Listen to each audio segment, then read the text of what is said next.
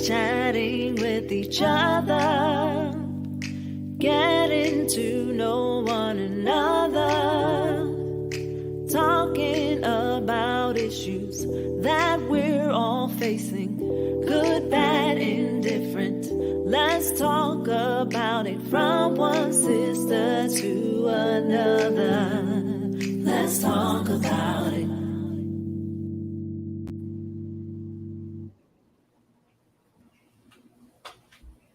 Sister friend. Hey, sister friend. How are you? I'm good. We just talking at the same time, right? Right. We're so connected. Right. It's good to see you. You too. Hey, stop for a minute before we Okay. go any further. Can I just get you all to help me wish my sister a happy belated birthday? I didn't get to post it on the 3rd, but I meant to. I wished her a happy birthday. I just didn't get to post it. So happy birthday! You. Yes, come on, bring those happy birthdays right on in. Yes. We love it. We love it. Thank you so much. I appreciate that. We got to hurry up and get together. It's been a minute. I know, right? So it's getting a little ridiculous now. Right. By the time we get together, we'll be celebrating both our birthdays. Again. Well, I'm excited. Yes. I can't wait to get back into the conversation. I know that's right. Second time around. Second. We got extra guests. Yes. Ooh, it's gonna be good. Our audience is in for a treat on tonight, right? It's gonna be good. It's gonna be good. It's gonna be awesome. So we hope that you are buckled in on tonight because this has been a great conversation. We have been waiting for this conversation to happen. Yes. It's a long time coming, and we have added some extra fire to the mix, right? But the good thing about it, right, I love the fact that our topics are not just, as they say, hot topics, but they're relevant for the time. There are so many families that are going through different things, different struggles at this time. And it's all about connection. It's all about being able to bridge that, make that bridge happen, like bringing the families together. Right. Because we're all a part of the same team, really, if we really think about it. It's all about to let them know they're not the only ones going through it. Right. You're not alone in this struggle. Right. And, we don't have the answers for everything, but, we have to sometimes take a pause and try to figure some things out. We don't get it right all the time, right? We talk about that in different things in life. But at some point, we got to say, am I doing everything I can do on my end? And also, if I didn't do it right, how can I fix it or at least make it better? Right. I need some help. Yeah. I need some help. Because it's all about, and I know what's the saying, you forgive others for yourself, not for them. That's right. I went to a conference one time and there was a woman and she talked about, and she was she was out there. Her name was Dr. Kim. Everybody heard of her, but she would wear her. She had big hair. She was very just boisterous. She was just out there. And she would walk into the room and she would get right in your face and say, I don't say hello. I don't speak to you for you to like me. I speak to you for me to like me. And this is what this is about. We do things that it's not so somebody could pass on the back or tell us how wonderful we are, but can we sleep at night? Is God pleased in what we're doing? So we're excited about this conversation on tonight. Yes, we are. Yeah, I can't wait. I know. I think we just need to bring them in. How about that? Bring them in. Let's bring them in. And before we do that, we will let our audience know that again, we are not therapists. We're not, absolutely not. We don't have all the answers. We're just going to do our little bit to help. So if it helps you, amen. Amen. Hopefully it will. Amen. So let's just bring everybody in. I'm excited. Oh my gosh. We have some awesome people here with us on today. Yes, here they are. We want to just welcome our guests on today. We have elders David and Mia Daughety. We have Minister Larry Edwards. We have Pastor Angela Gibson with us. Come on, let's give them a hand on tonight. We want to welcome them and thank them for being our special guest and being a part of this conversation, because this is a deep conversation as well. Yeah, so we want to get right into it on tonight.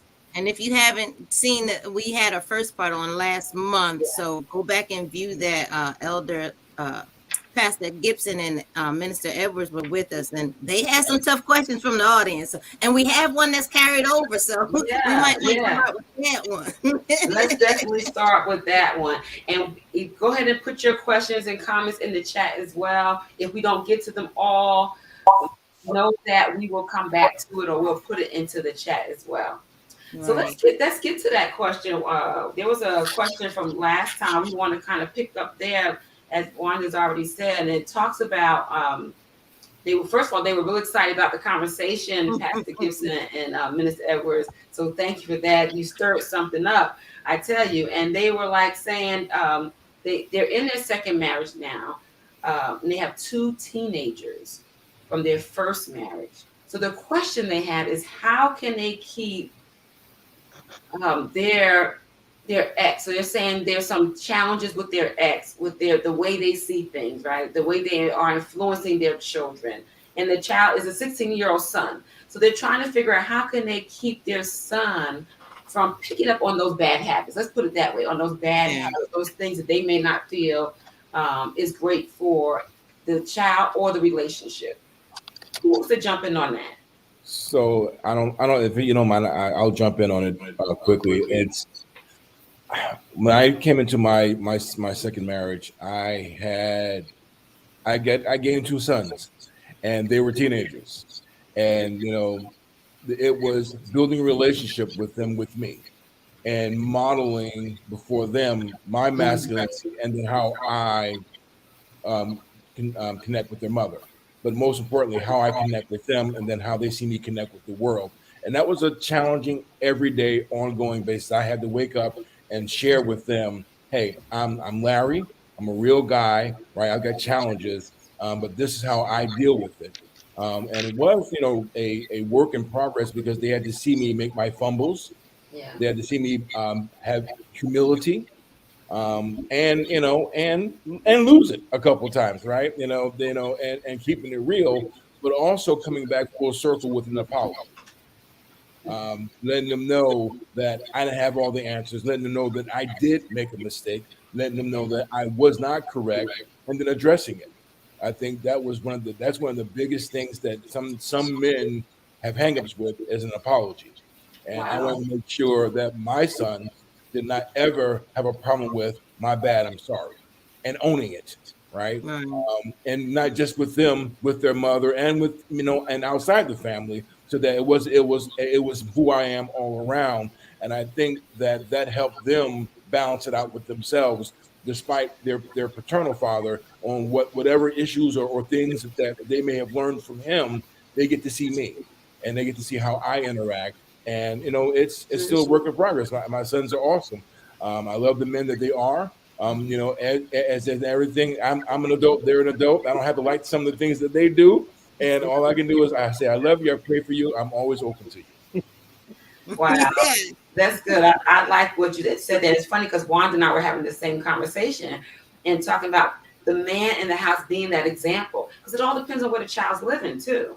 Which parent they're living with. So making sure that you are that example first and foremost, and then also whoever you're married to is an example for that son or daughter as well. And we're not going to get it right. So I love what you said about apologizing as well when you're wrong. That's awesome. Mm-hmm. Right. That was really, really good, because I was thinking when I heard the question, how do you keep the ex's behavior or whatever it is from influencing them? But your answer was that was excellent answer. Let them see you, right, and how you handle things, right, and not worry about the ex so much. Right, you have that example in front of them. Yeah, that was really good. Yeah, that's good, Wanda, because a lot of times we do focus on so much on the other person instead of us. Just like in marriage, my husband and I often talk about this. We want to, pray about the other person, say, God, fix them, but God, help me. Yeah, the person I'm supposed to be. Help me be the father. Help me be the mother. Help me be the wife. Help me be the husband that I'm supposed to be. And let God worry about everything else. Now, if it's an Exactly. abusive situation, that's something different, then that's a whole nother conversation. But we just wanted to answer that question, and we hope that that was that answered for that particular Right. listener as well. Right. So we didn't want to leave her hanging. Right, right. That was a good question. Good question. Thank you so much for that question. So let's go to our How next do you one. so how do you bring your children together? What was it challenging for you to get to blend the families together? What did you do? So, and I think I shared this on last go around, was from the very beginning, they're not step anything. They're my children, right? So my wife Nicole knew that I had some children outside the marriage, and she had her children. I said, and these are our children, right? And because they're our children, the moment, because they were older, to get them together, right? Some are in sporadic parts of the country, but when they came together, was, this is mom, this is, and we got it together.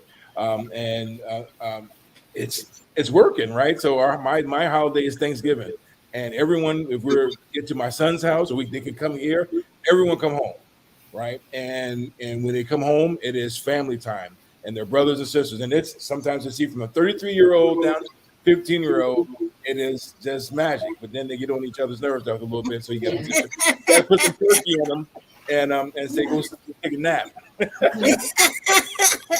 Now, Minister Larry, let me pause there for a second, ask you a question. But that's not everybody's story, right? So how did you get there?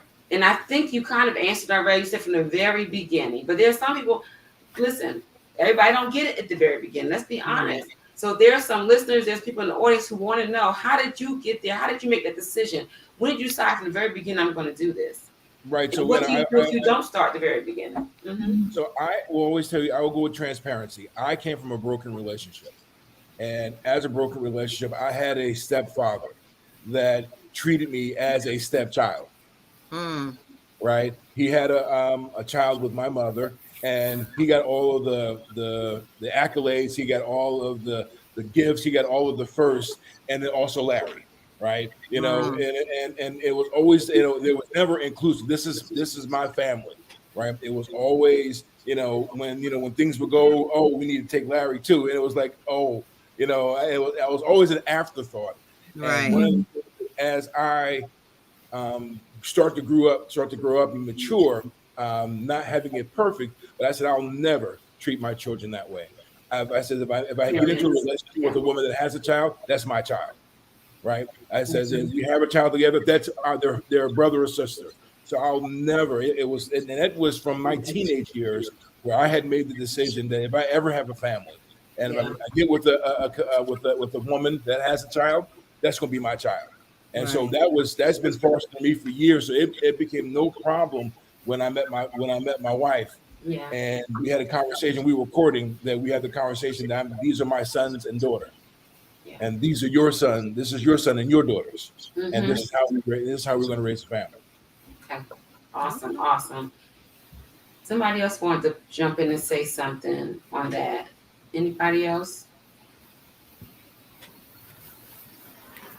I think when you talk about bridging the gap between the two families, the most important thing is the communication.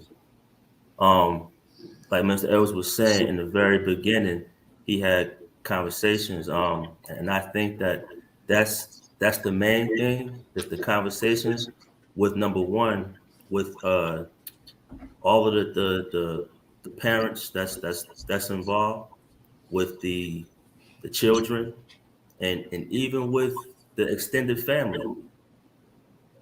I know we might say, well, why the family?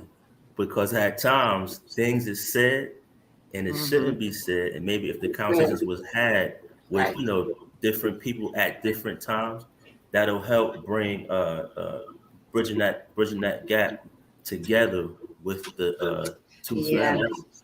That's good. Oh my God. It's almost like if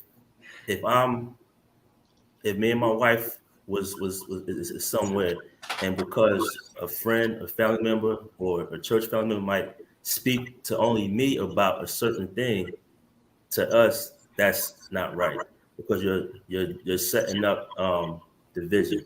So when you want to bridge the two families together, the first thing is communication. Talk about things, you know, with all parties involved. When we were thinking about, I've already heard so much. We've only a few minutes in, and you all have said a mouthful in a little bit that has come forward. You hit the nail on the head with this statement.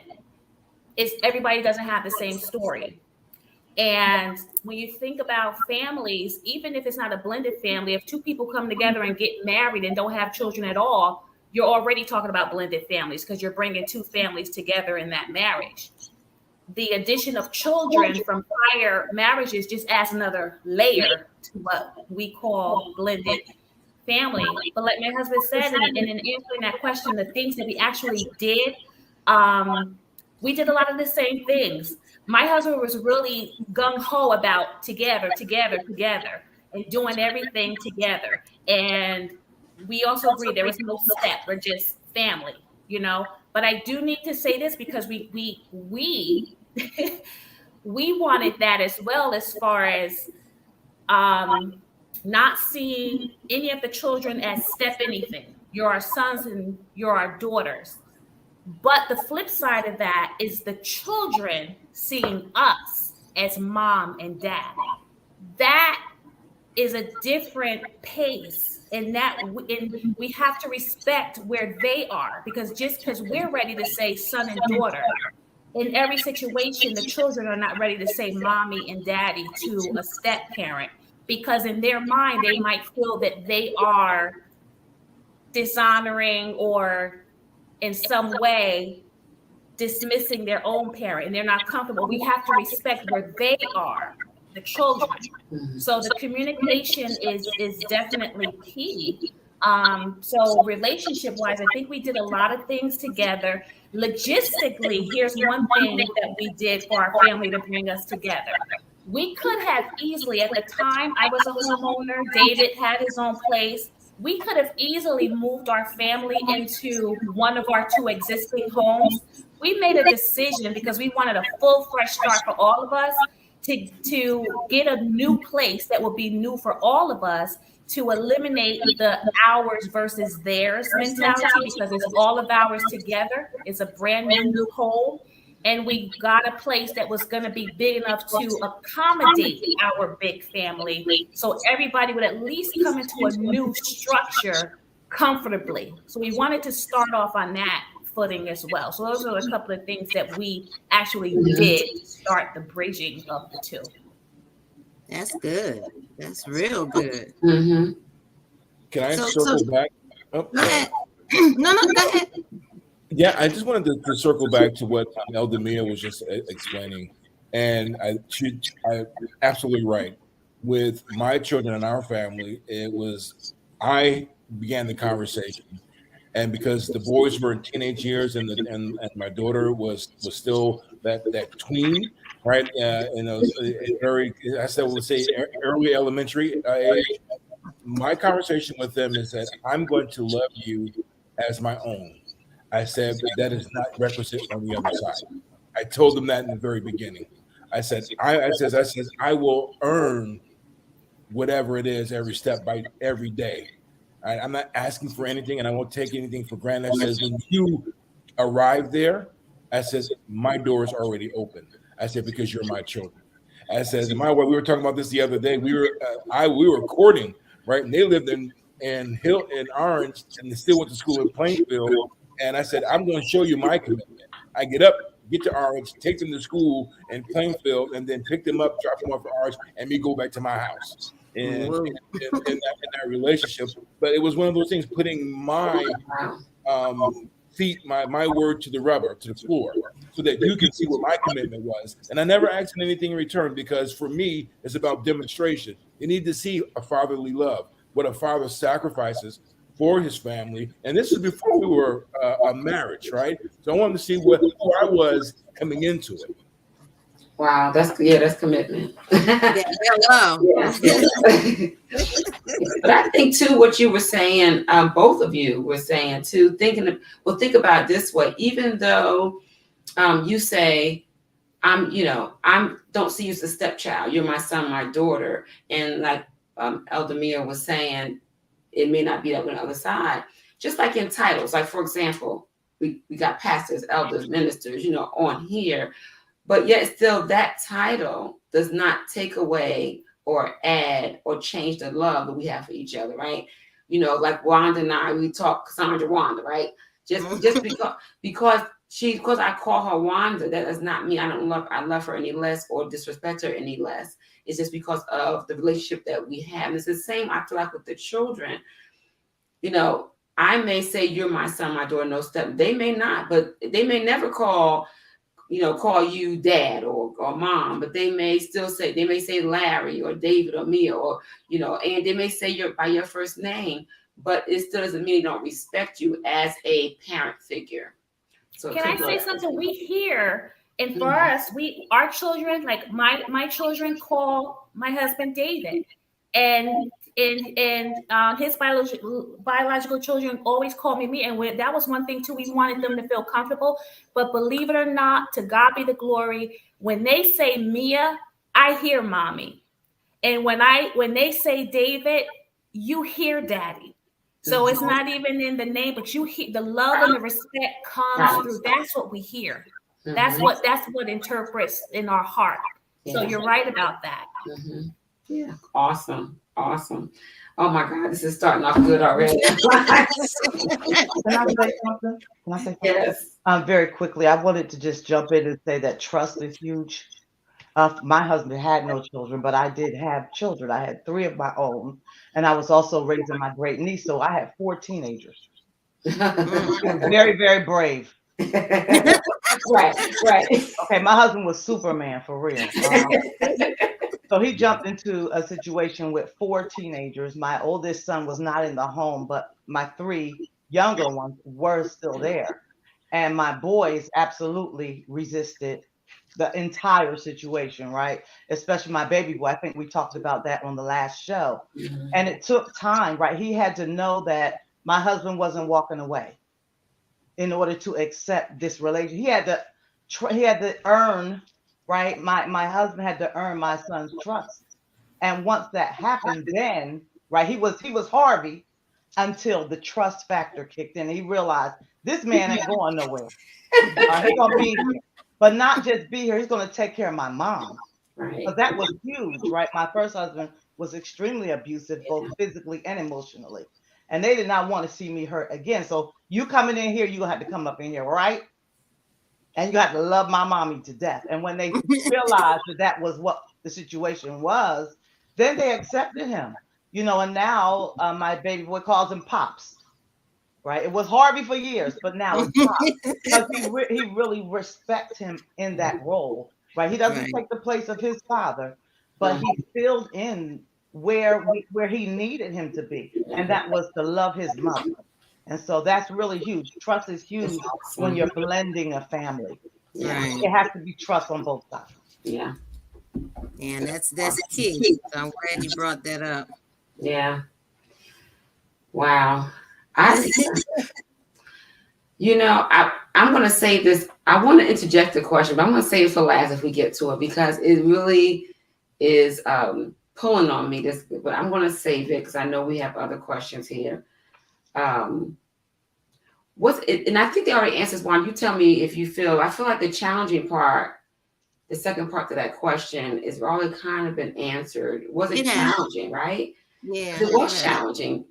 It's either way. I think because sometimes it may not have been as challenging for us as it was for different ones. But I think that has been answered. So let's talk about what suggestions you would have. And Pastor Angie, we could start with you on this one. I know you just finished up. We could start with you here. What suggestions would you have for others, or if you could have a do-over? What would that look like for you in terms of your children? Now, I know that we're not talking about in terms of marriage, terms of, because sometimes people think do-over, like if I could go, no, that's done and that's done. in terms of how we bridge things together, how we, bring our children, our family. What suggestions would you have? How can we handle that? What would you do differently? You mean as far as blending the families Yeah, or? blending the family, yes. Or having conversations even with your children about your husband to be, or your husband, however you brought him in. Yeah, I would probably my advice to anyone else who was blending a family or getting ready to remarry, right, is to just take your time. Like, take your time. Let God really speak to both of you to make sure, right, that this is absolutely what God wants, because this is the second time around. And the second, you don't want, there can be no thirds, right? So this is it. This is like it. And so you want to make sure that this is what God has ordained. And once you realize that it is, then take your time with the children, like it's blending the children, and let them know this ain't a rush job. We're going to take our time at this because they've already seen the hurt and pain from the first marriage. And you have to realize, like I said before, there's residue that carries over to our children. Maybe everybody don't have the experience, but I did. Okay, and there's residue. So your children do have, if you came from your first marriage really was painful, right? And they experienced that, they still are healing. While you're in love and you lovey-dovey and you all kisses and we get married, they still are carrying residue from that first marriage, right? And they're trying to figure out how we're going to love these two dads or these two moms, whatever the situation is. As I think I heard Mia say, they're still trying to figure out how we're going to do this. Like, I still love my dad, but now you got this. Like, how are we going to do this? So honestly, for me, it's patience. That's my advice. Take your time. Like, listen to your children. Listen to them. Like, really listen. Don't you do all the talking, but hear their side. How do you feel? Tell me how you feel, because they have feelings and they also have to know that they're going to be safe in this. They're not going to be left out, but they're a part of the family and they're going to be safe in the family. And that's my advice. That's good. Man, that was good. Yeah. Yeah. Anybody else want to jump in on that one? Yeah, I would say the last part, what Pastor Angela said, let them speak. Ask them how they feel, what's going on. Also, what I would do different is this: I would have conversations. At the time, I was dating my wife. Let her meet their mother, early. After that, again, have more conversations with, like I said earlier, everyone, and because that didn't happen the last time. It didn't happen till later on. So I would do that different. But I think the main thing is just allowing the kids, the children. So I think at the time, it was the oldest at the time. I don't quote me. I think the oldest was like 26, 25 was Sean. The youngest was at that time was David. He was I think, I don't know, 8 or 9. So that's a lot of age gaps there. And so each child should have opportunity to just speak, talk, say how they feel, what they think, and just have a lot of different conversations. We had dated for a year, was engaged for a year, then we had got married. So we took our time, and but I would do different as far as having more conversations early. Don't wait until 6 months go by, anything like that. Just have it soon as you say, well, I think this is the person. Even before you decide that you want to get married, the conversations should start.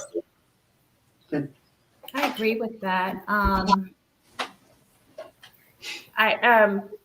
Every situation again is different, but we still consider all of this to be a process. It's still even though we're years into our marriage and the children have gotten older, but the dynamics is always going to be different, because getting remarried and you have teenage children, it's different from getting remarried than you have children that are adolescent, not even preteens, because again, they're still grappling with how, you know, children expect one mother, one father. When you have 2 and 2, and their family all of a sudden gets bigger, and now they have people who you're saying is my sibling, but they didn't grow up with me. You know, it's different, and no two families are the same. But and for me personally, hindsight, one of the things I would definitely do different is make sure that my husband and I are completely aligned with how we're going to approach, because even we had different ideas on how we should approach our family.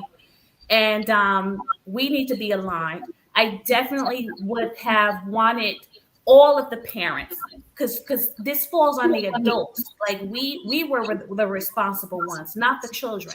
I would have liked, if I could go back, I would have all the parents come together so we could be a united front, and the children see that we're united, so they don't feel they have to choose between either side, you know. And I think it just would have spoken more to real family. But it's never too late. That's the part that is a blessing. It's never too late to build these relationships. So we still have the opportunity always, you know, to do that. So those are just some of the things I think that we would probably. And then the last thing, and I'm sorry, I don't mean to, but the last thing too is with the children. I would recommend to those who may be struggling with the dynamics of children, siblings, new siblings, don't force relationships. Yeah. Relationship has to develop over time. Let it develop naturally. Let it develop on their own, because these are people who are going to, as they grow, we're seeing this with our children. There's all these different relationships happening at the same time. It's my relationship with my natural children, my relationship with my new children, their relationship with each other. And so all of these relationships should be given an opportunity to develop organically, naturally, and not forced, because then it's more lasting and more sincere, you know? And that's true. And even a regular, well, I should say the first marriage, because even if you stayed married to your first spouse and you know, as we grow older, things change about us. You know how we deal with people, our relationships. So you know, I can imagine now you're adding these strange people into the, you know, equation. That's a whole nother dynamic. But it's absolutely true. You know, let the relationships develop on their own. Don't force them. That's true. My sons, when they were younger, they were, you know, the best of friends or worst of enemies. Now they're the best of friends and worst enemies, but in a different way. This doesn't come with a playbook. You don't No, get it doesn't. It doesn't. For this. It doesn't at all. And sometimes we try to figure out what we should do, but we have to find balance too, because there's some things that can help people in knowing what not to do. And one of those things you don't want to do, like I said, is force a relationship. And you also don't want to bash the exes in front of children. Regardless, Pastor Angela, I come from a very physically violent, abusive relationship as well. And in spite of that, I have never encouraged my children to disrespect or dishonor their father, because we have to be better than where we come from, and what happened to us is not who we are. And, you know, Absolutely. So I can relate to you on that. And you can't, no matter what horror stories, and some people go into marriage and think they're going to impress their new wife by talking bad about the bad wife. If you're talking about wife number one like this, what you saying about me? Wisdom says if you're comfortable talking to me about someone else, you're comfortable talking about me to someone else. Mm-hmm. And so that's not impressive and that's not attractive. And so we want to make sure that we're, regardless of whatever the first marriage looked like, the relation, we don't want to say anything to taint the relationship between the child and that parent, because that's a whole other relationship. Amen. So Wanda, before you go to question 4, that kind of opens the door right there for what Elder May just said, because how can we do better? You know, with that part, when we trash each other, you know, especially in front of the children, what is that? And this is a question that comes up a lot from the audience, from listening people who want to talk about this topic. This is a big question. Why is it that we can't all get along? Why is it that or how can we do better on that front? And I know sometimes things are different. Some will come from abusive relationship. That's something different. But I'm talking about when it's not from abusive. We just decided we don't want to be married anymore. We're going to, go our separate ways. And now we have decided that we are going to remarry. And then we still can't seem to figure out through communication or having that communication, how can we now do this right for the children? We're not together anymore. You don't have to see me at night or in the morning, but how can we raise these children still together, co-parent, yet in separate areas, along with someone else that loves the children just as much? Right. So, I'll jump in for my perspective. Is we're a household of faith here, right? So let's be candid, right? For me, was having a truthful and open dialogue with Nicole, my wife, understanding my bones in the closet and understanding her, right? Right? It was part of our marriage counseling was our apostle was like, we're gonna get raw, right? So we went to trudge out the treasure chest and dump it on the floor. And understand, right? And then in addition to that is having the conversation after that with the children, right? And not forcing anything, but coming forth and being real, right? And being transparent and understanding it, right? In regarding to the other parents, right? In regards to that, right? But then, as I said before, I've always told them, judge me on who I am to you. Right. I show up, I said, I don't talk about their parents. And I said, because, only respectfully in what needs to be said. Right. I said, but I show up. I said, if you're going to weigh anything about Larry, you're going to weigh Larry's actions for what he does. Right. From day one. Right. With my foibles and faults and everything else but I was real with them and always would be real with them. And I'll tell them, they always know that you can approach me with anything on any topic. There's nothing off the table. Is because I want you. I'm as you mentioned it earlier, Eldemia, trust, right? And Pastor Angela, trust. I don't want you. I never want my children to say, I can't talk to Larry about this, or I can't approach him about this. No, there was nothing ever off the table, and there was some oddball stuff that you went, what? And had to contend with, right? Get the poker face on and just deal with it in regards to it, and then asking me the opinion about the other parent. I would always say, very candid with you, I don't have an opinion. I don't know them, right? They choose not to know me, and I says, and it's not because I don't want it, but it's like, I don't know them, so I don't have an opinion on it. I'm respectful because honor thy mother and thy father, right? And keep it like that. Amen. Yeah. Pastor Angie, you're muted. Sometimes you might have to introduce a mediator. Like you might just have to, so that boundaries are set and both parties are happy, right, with the arrangements. So it might not be as pretty as that, Minister Larry. But you might have to because if you can't come to an agreement, right, you might have to include a mediator to set boundaries, to make sure that everybody's, satisfied with this new arrangement that's being made. And there's nothing wrong with that. There's nothing wrong with introducing a mediator, because sometimes you have to. Who's our mediator? Hello. Jesus Christ, right?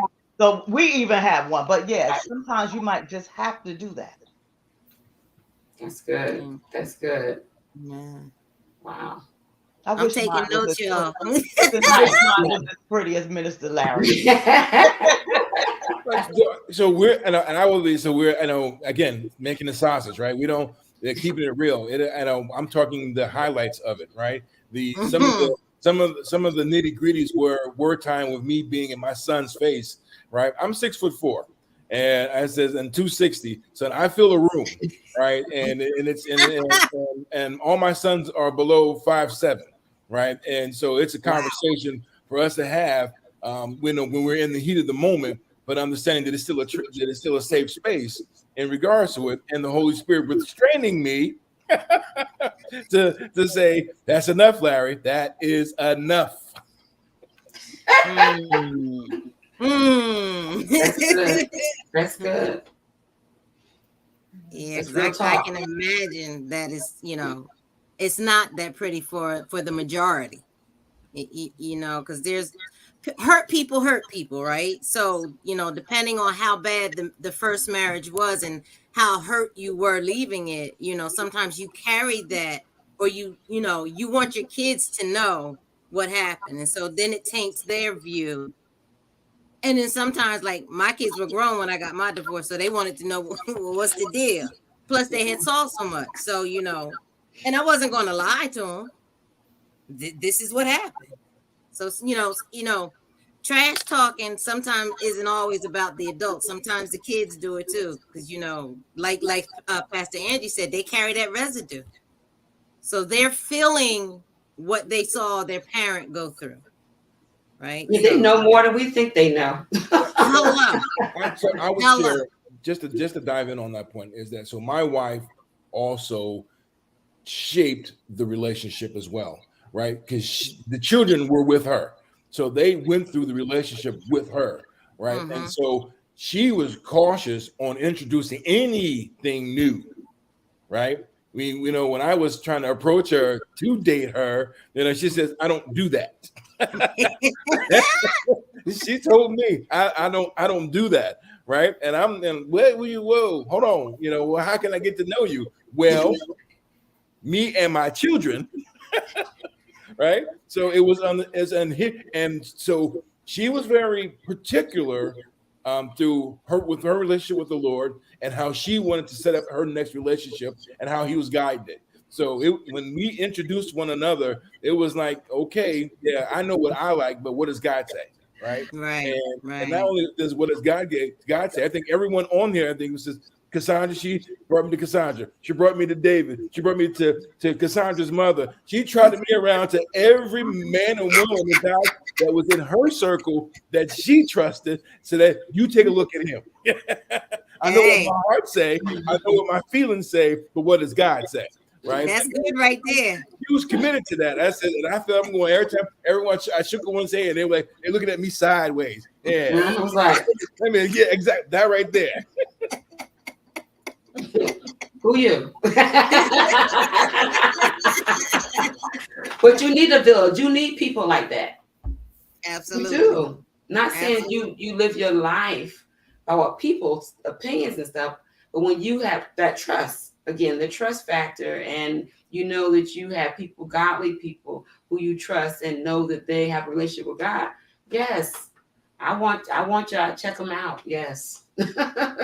Right. Because I might not see right. So y'all just be ready for I'll bring them around. All right, so let's get to this last question. What would you say is the teaching moment for you in your divorce process and in the introduction of your children to your current spouse? What was the teaching moment? Yeah, that one teaching moment. What was that? I think David and Mia kind of hit on it on their last answer, but of what they would have done differently. Yeah.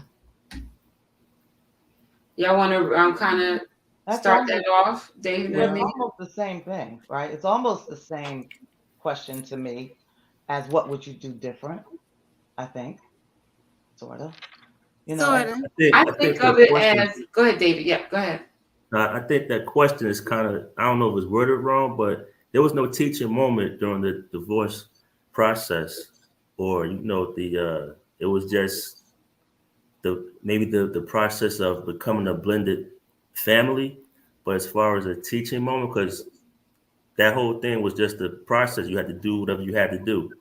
So that's my take on it. So nothing that you learned from that. So you're saying and when I think of teaching moment, I think of something that you learned from. Like there was something that you learned from that, or something you can take into that you would do differently in your second marriage. Go ahead, Elder Minister Larry. So my thing is that I was in California and I was coming back, and I left to go back to Jersey. So it was a cross country thing in regards to that, and it's not fair to say today versus 20 plus years ago, right? Because we're in a different time frame. We've got all of the things in communication and tools that we have now that I would definitely utilize to set things up a lot differently, right? Because the distance alone fosters a different type of dynamic in regards to a new family, right? I'm in Jersey, my children are in California and in Georgia, right? And that was not fostering with their parents in regards to what and living their lives. And then I'm starting a new life here. And then, by the way, here's my new wife and your sisters, right? And brother, right? That was, and now with FaceTime and all the tools that we have right now, that can be facilitated a lot differently than trying to do a letter and phone, right? And in regards to, so we've got different tools now that can, for me, that I wish I had a better way to communicate. Because it was just disjointed. Yeah, I think I believe I understand the question. I think the teaching moment for me would be to pay attention to the red flags. Know who you really know who you're marrying. Like don't look at the surface, but dig deep. There's a reason, right? Look how are they interacting with their family? Right? How are they interacting with their mother? Because if a man loves his mama, he's gonna treat you like a queen, right? Because he has a level of respect for women that some other men may not have. It's just very special. So I believe that if I understand the question, the teaching moment for me was in my relationship with my husband. It was like really examine him. Like don't just take what you see surface, but who is this man? Like, what's his beliefs? You have to really know who it is you're marrying, because you're bringing two lives together. And even a brother and sister don't get along in the same house.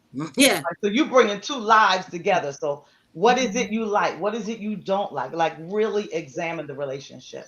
I think that's my teaching moment. That's good. That's good. Yeah. So what was your go ahead, Mia. Yeah, I was just gonna say I feel like every moment I'm learning from it still. Like I don't have like a hard stop on learning, because even with this topic, and most topics that are sensitive like this, if you come across someone that could come with a list of all the great things that you can do well, that's probably because of all the scrapes and bruises they got along the way that they've learned and can now tell somebody else. And so we're still learning. One of my greatest life lessons that I've learned is that I take me everywhere I go. So regardless of any relationship, past relationships I've been, they all had one thing in common, and it's me. And I have to, what's different about past relationships in my marriage is me. I'm the difference because of how I leverage what the experience was to make me better for where I am. And also learning how not to, you can't avoid the residue. I think that's a good word. You can't avoid, but you got to learn how to manage it and not come in. I had to come in and I had to not expect. I had to learn how not to expect my husband was going to destroy my life and my heart like I felt like I'd gone through.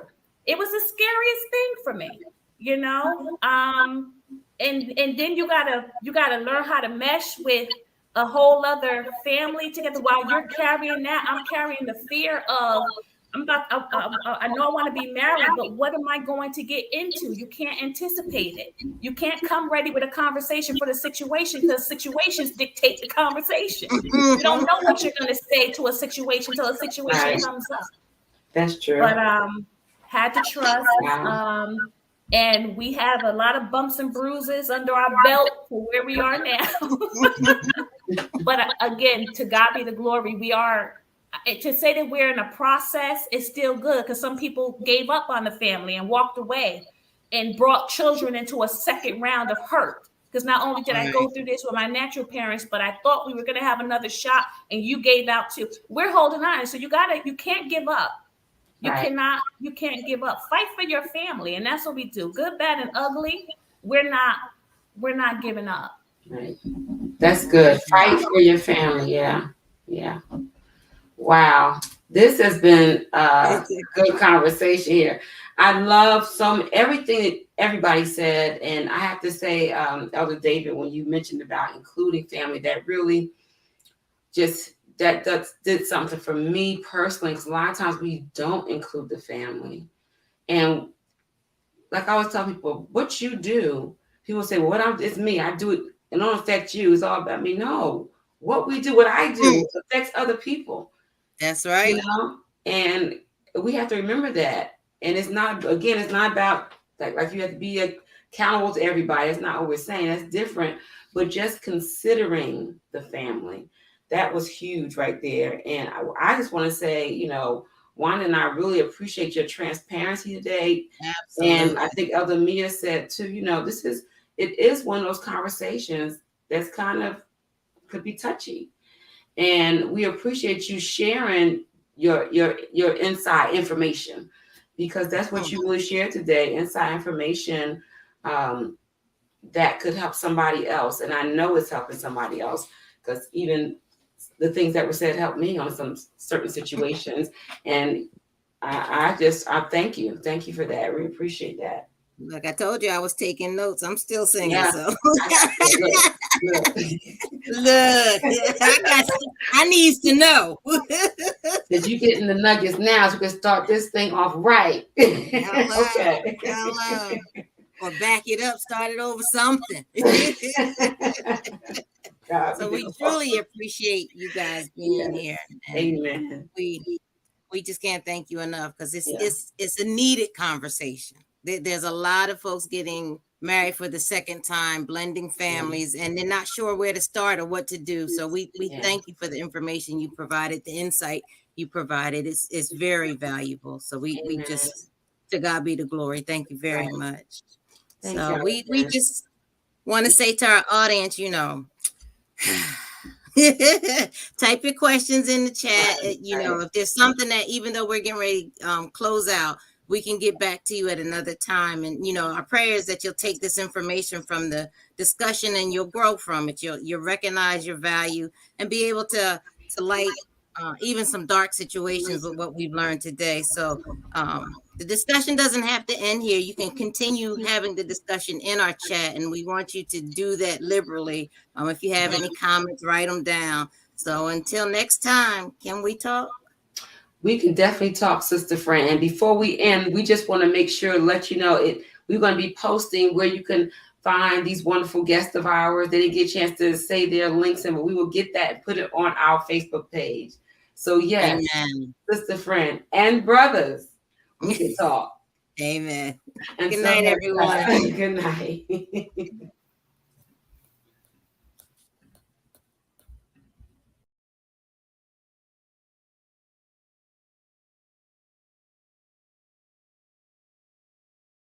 One another, talking about issues that we're all facing, good, bad, indifferent.